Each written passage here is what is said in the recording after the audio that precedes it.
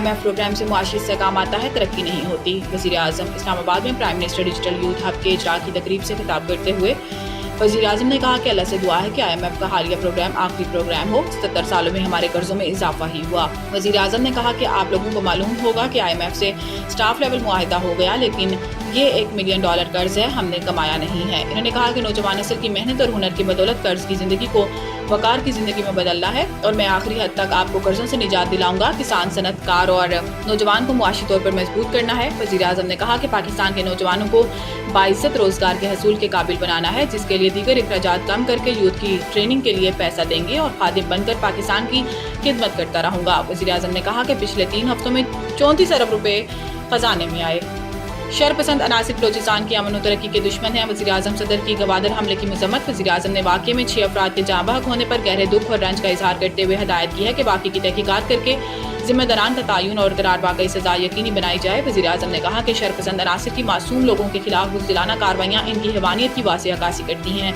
शरपसंद अनासिर के मुल्क दुश्मन अज़ाइम को कभी कामयाब नहीं होने देंगे। वज़ीर आज़म ने कहा कि मुझ समेत पूरी कौम को अपनी सिक्योरिटी फोर्सेज और कानून नाफिज करने वाले इदारों पर फख्र है।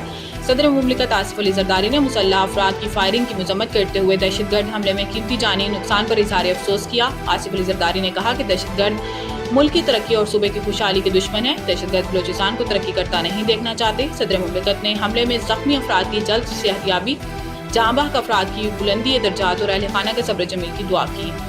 15 दिन मुअत्तल रहने के बाद जाफर एक्सप्रेस पेशावर से कोयटा के लिए रवाना। वफाकी वजीर अमीर मकाम ने मुसाफिरों को पेशावर से रुखसत किया। जाफर एक्सप्रेस जुम्मे को कोयटा से पेशावर आएगी। गुज़िश्ता रोज़ वजीर रेलवे हनीफ अब्बासी ने ऐलान किया था कि हफ्ते में 2 दिन चलने वाली बोलान मेल रोजाना की बुनियाद पर चलाई जाएगी। मीडिया से गुफ्तगू में अमीर मकाम ने कहा कि जो बलूचिस्तान की तरक्की रोकना चाहते थे, इन्हें मायूसी हुई। दहशतगर्दी के खिलाफ कौम मुत्तहिद है, कोई सियासत ना करे। मखसूस जमात नफरत और शरंगेजी का मुजाहरा कर रही है। याद रहे कि 2 हफ्ते कबल बलूचिस्तान के इलाके बोलान में दहशतगर्दों ने जाफर एक्सप्रेस पर हमला करके खवातीन और बच्चों समेत तमाम मुसाफिरों को यरगमाल बना लिया था और फायरिंग करके 18 फौजियों समेत 26 अफराद को शहीद कर दिया था। अमरीकी कांग्रेस में पाकिस्तान मुखालिफ बिल 2 तरफा ताल्लुकात की इक्कासी नहीं।